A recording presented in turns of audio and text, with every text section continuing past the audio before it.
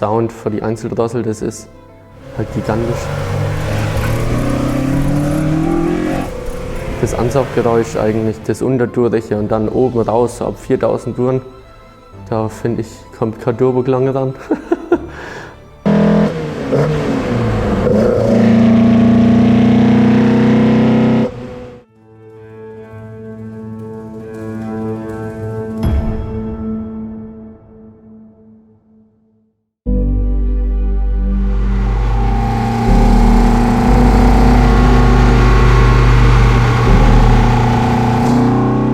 Mit Manda groß geworden. Mein Vater hat früher schon gehabt. Ja, und dann, für mich gab es nichts anderes als Manda.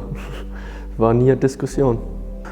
Wenn der als Kind nicht geschlafen hat, da war er 1 Jahr, dann habe ich den an meinen Manda oder an meinen Kadett GSI 16V und dann sind wir eine Runde durch die Ortschaft geblasen, sind wir mal ein wenig quer gedriftet oder so. Dann hat er geschlafen, dann habe ich den hochgetragen und dann hat er, und das ist das liebste Baby, der ist schon als Baby mit mir auf Opel-Treffen gefahren. Ja, und mit 8 habe ich ihn dann Auto fahren lassen. Da war er 8 Jahre alt, haben wir so einen Renault Clio gehabt. Und da habe ich dann das Driften und alles schon gelernt. Also schon sehr früh in die Wiege gelegt alles.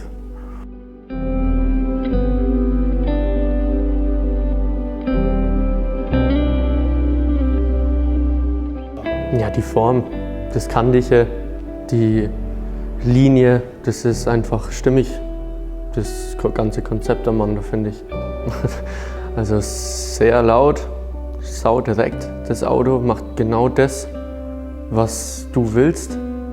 Und ja, halt total hartes Fahrwerk. Das muss genauso sein bei so einem Auto. Dann, dass du über jede Bodenwelle fährst und du haust dir deinen Kopf oben am Überrollkäfig an. Das ist einfach halt ein geiles Fahrgefühl.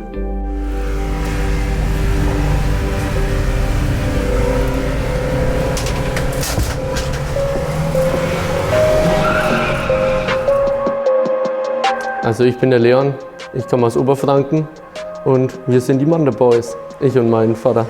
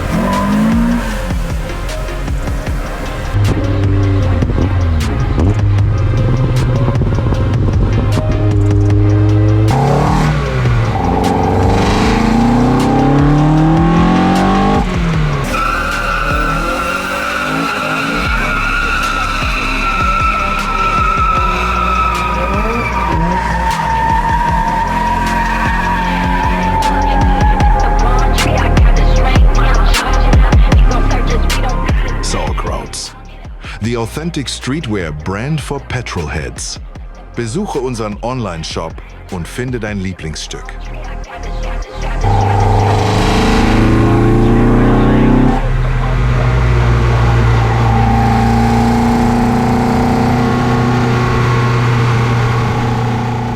Ja, Sound für die Einzeldrossel, das ist halt gigantisch. Das Ansauggeräusch eigentlich, das Untertürliche und dann oben raus, so ab 4000 Touren. Da finde ich, kommt kein Turboklang ran.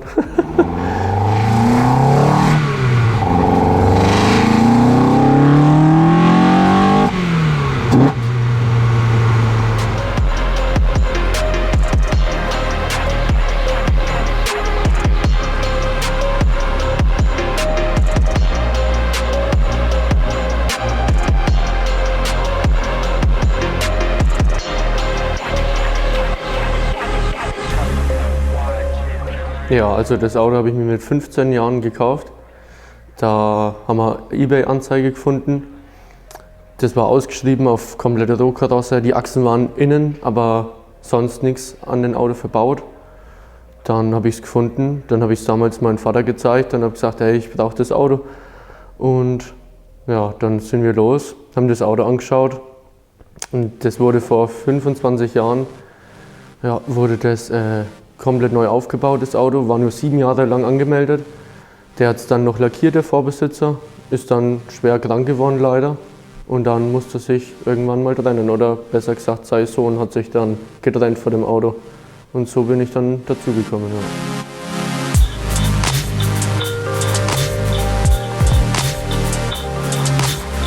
Ja, der Zustand, der war perfekt. Das Auto war frisch lackiert. Kein Steinschlag, nichts, ist ja klar, frische Lackierung. Und war abgedeckt mit einem Bettspanntuch komplett. Und dann haben wir damals das Bettspanntuch runtergezogen und ja, ich kann es gar nicht glauben, so ein Auto halt. Es war absolut perfekter Zustand, der Unterboden wie neu. Also Traumzustand, war nichts zu schweißen, nichts zu machen. Da waren ziemlich alle Teile dabei. Dann haben wir das Auto erstmal so zusammengebaut mit den Teilen, was dabei war. Bis auf jetzt so Spoiler und so Zeug, Frontspoilerlippe, Seitenschweller, das habe ich noch nachgekauft. Weil ich es einfach stimmiger finde, weil der originaler GSI hatte auch die Seitenschweller dran. Ja, der originale dreiteilige Heckspoiler war noch dabei, aber den wollte ich nicht drauf machen, weil der Vorbesitzer hat den auch nicht drauf gebaut und ich traue mich nicht, die Löcher reinzubohren. Ja, und ansonsten haben wir dann das Auto so zusammengebaut, haben es dann erstmal 4 Jahre so gelassen. Ja, und dann habe ich es nochmal umgebaut. Aber bis dahin bin ich mit 110 PS gefahren, Standardmotor. 2 Liter E, 5-Gang-Getriebe. Ja.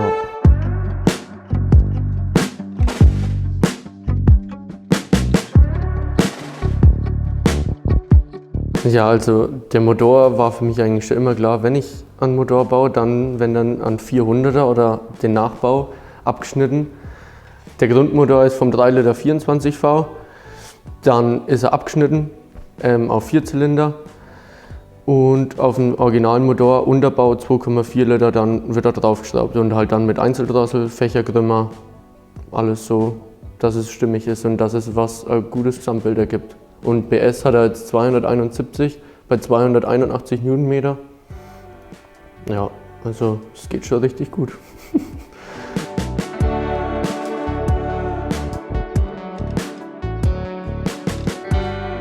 Ja, also standardmäßig waren die RH-Felgen drauf. Da war der Stern schon grün lackiert, Felgen außen, das Tiefbett war hochglanzverdichtet. Aber es hat mir nicht so, das hat nicht gewirkt auf den Auto, wenn der Felgenstern in Wagenfarbe ist. Und dann habe ich mir die dreiteiligen Schmidt-Felgen geholt. Ja, und das fand ich viel stimmiger. Mit Kombination mit dem Fahrwerk vom Mansell, Federn, Tieferlegung ungefähr 100 mm tiefer. Also schon kräftig runtergekommen, das Auto.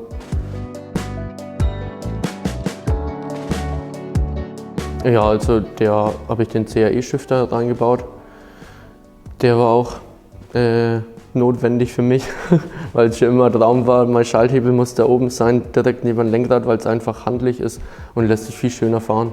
Dann den Überrollkäfig noch von Heigo. Ja, aber da wollte ich auch immer komplett, also nicht nur Bügel hinten, sondern wenn, dann kompletter Käfig. Der wo von vorne anfängt bis ganz nach hinten. Vorne auch Domstreben im Motorraum, hinten Domstreben im Kofferraum. Ja, Hinterachssperre noch 75% gesperrt mit der 367er Übersetzung. Da kann man auch gut querfahren mit dem Auto, ja. Also wenn es nicht aufpasst und du schaltest in den 3. Gang, dann das ist brutal, wie der anschiebt auch. Das kannst du gar nicht vergleichen mit einem neuen Auto vom Fahrgefühl her. Das ist ganz anders. Ja, die Musikanlage ist nur das originale Canton-System, das große innen. Und einen kleinen Subwoofer habe ich noch eingebaut in die Hudablage. Ein bisschen Musik brauche ich, auch wenn die Einzeldrossel genug Sound macht. Es sind noch so Kleinigkeiten, das Radio schaut halt noch ein bisschen so weit so raus, aber das sind mal so Kleinigkeiten, wo man immer noch nach und nach mal machen kann, sich was anderes noch überlegen kann. Also wenn ihr da Idee habt, was das super Radio ist für Manda, dann könnt ihr es mir gerne schreiben. Wäre ich dankbar, wenn ich irgendeine Lösung mal finden würde.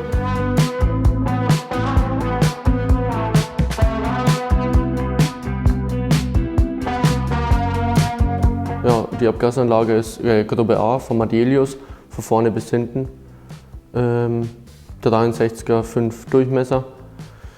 Ja, hat mir so am besten gefallen in der Konstellation mit dem Fächerkrümmer und mit Motor. Finde ich so am besten eigentlich. Hört sich auch richtig geil an, die Madelius Auspuffanlage.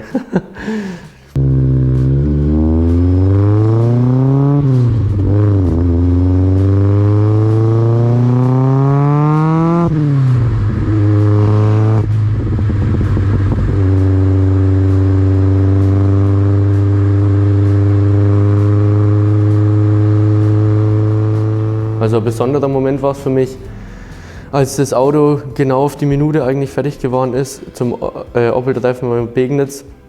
Da haben wir noch bis nachts mit meinem Cousin, meinem Vater und so alles noch poliert und geschraubt, dass das Auto fertig geworden ist.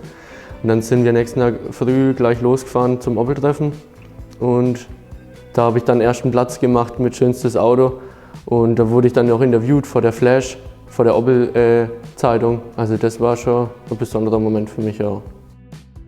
Ja, das Gefühl war geil mit 15. Du bist erster Platz mit einem Auto. Das war eigentlich schon ein richtig geiler Moment.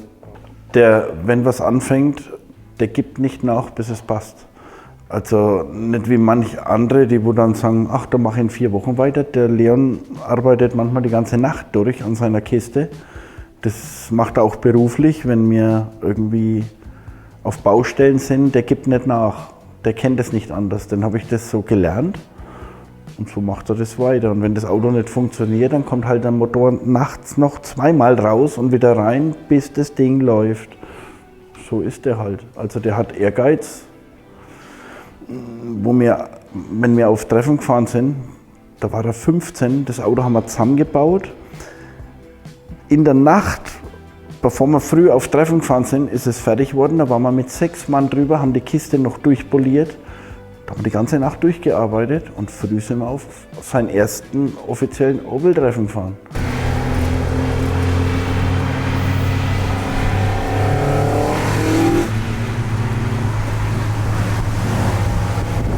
Ja, also als erstes will ich mich bei meiner Freundin bedanken, dass die das so mitmacht. Weil ich bin schon echt oft da in der Werkstatt und schraube am Auto, bin unterwegs, Autoteile holen oder irgendwas wird an eBay gefunden und die macht das immer mit, ohne zu maulen. Das als allererstes und dann an meine ganzen Bekannten, an meinen Vater geht ein großer Dank raus. Mal ohne den hätte ich auch so ein Hobby gar nicht mit Manda und da bin ich auch dankbar und der hat mir auch immer geholfen. Damals noch an meinen jetzt verstorbenen Kumpel, der hat Floggy geheißen, der war immer da, hat mir das Auto mit zusammengebaut. Ja, und am Michael Götz ist in der Rennfahrerszene sehr bekannt mit Slalom. Der hat mir auch immer geholfen, wenn ich irgendwas nicht wusste. Also da bin ich schon dankbar, dass ich solche Leute habe, die mir da helfen. Weil alles weiß ich auch nicht, ich bin ein junger Kerl und bin ich schon immer froh drum.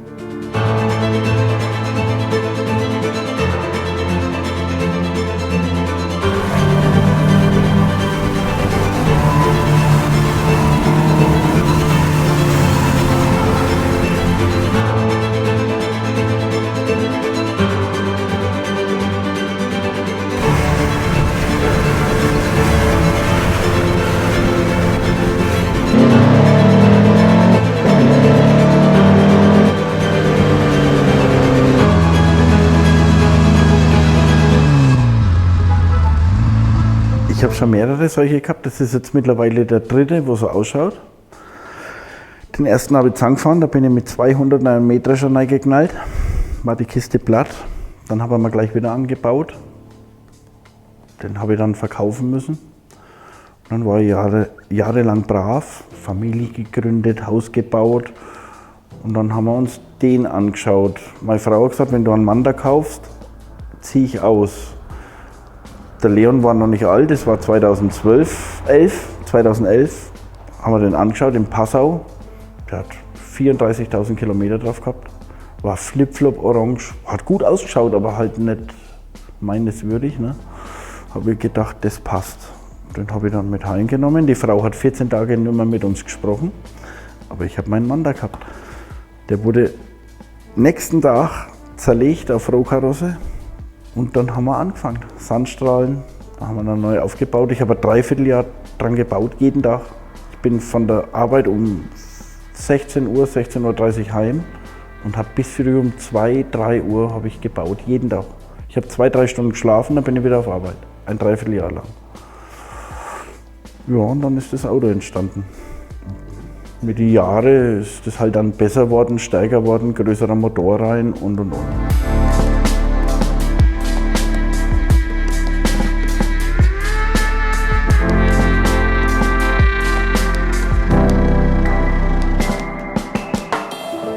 Ich habe angefangen, das Auto war fertig lackiert, dann haben wir einen 2 Liter reingeschraubt, den Originalen. Das war mir aber ganz schnell zu langsam, 110 PS. Und dann habe ich mir von meinem Kumpel, das ist Robert Beimel Tuning, der hat mir dann meinen ersten Motor gebaut.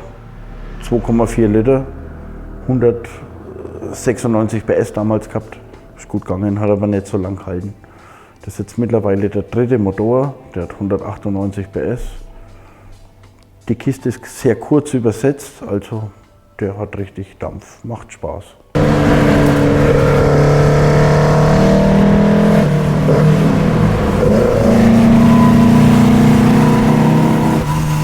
Ja, das Besondere am Lack von meinem Manda ist, dass alles rein lackiert ist. Es gibt keine Aufkleber, außer auf der Front- und Heckscheibe.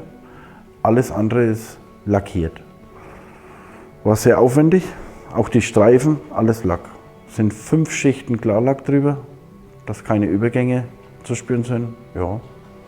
Der Unterboden schaut genauso aus, ist genauso lackiert wie außenrum. Der Innenraum, alles ist so lackiert.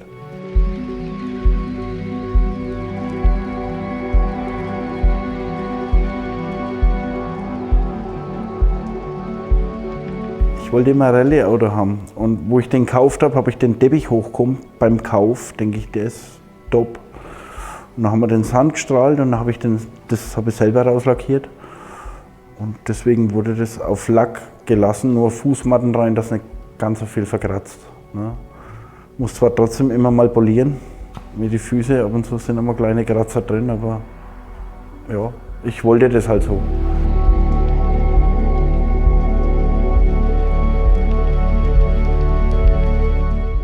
Ja, da ist ein Heiko Überrollkäfig drin, der passt sehr gut. Den haben wir eingepasst, Löcher gebohrt, wieder raus, dann habe ich ihn lackiert und dann haben wir ihn wieder eingeschraubt. Also da muss nichts verspannen oder sonst was, wie bei anderen Marken. Reinstellen, passt. Wollte ich haben, weil wir fahren trotzdem ab und zu mal ein wenig zügiger und wenn was passiert, dann kannst du wieder rauskrabbeln. Außerdem ist das Flair einfach geil. Wenn du fährst, haust du mal die Platte an. Das passt schon.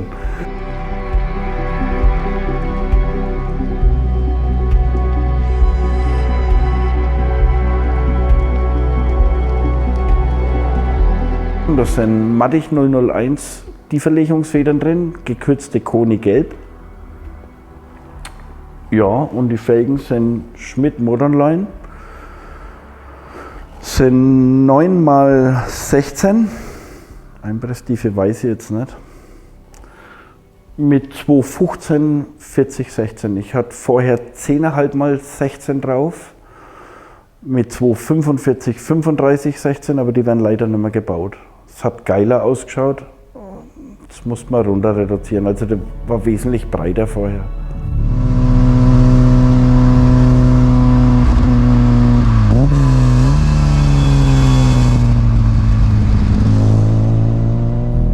Ja, wir haben halt Kabel versteckt verlegt, Benzinleitungen, alles versteckt verlegt. Nach dem Lackieren dachte ich, da muss ein wenig Chrom ran. Ne? Und dann habe ich halt sehr viele Teile verchromen lassen. Eine Zeit lang war ich dann einmal auf Gold, aber das gefällt mir nicht. Also bei der Bremse vorne, das ist 24 Karat Gold. Ja, wollte ja zeitlang ein wenig Gold und Chrom ein wenig spielen, aber ich werde alles wieder verchromen. Ich stehe da drauf, das muss alles blinken und glitzern bei mir.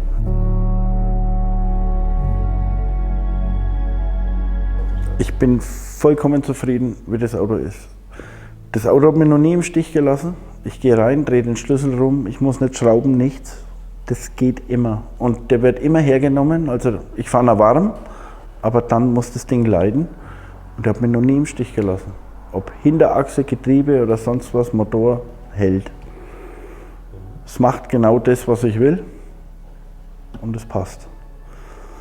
Andere müssen ein wenig mehr schrauben, ich nicht.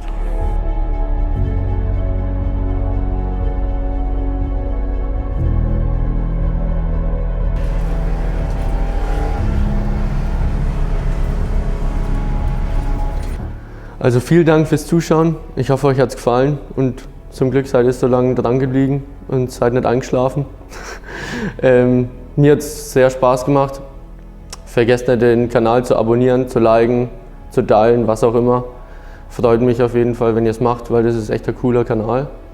Und dann wünsche ich euch noch einen schönen Tag, schöne Woche.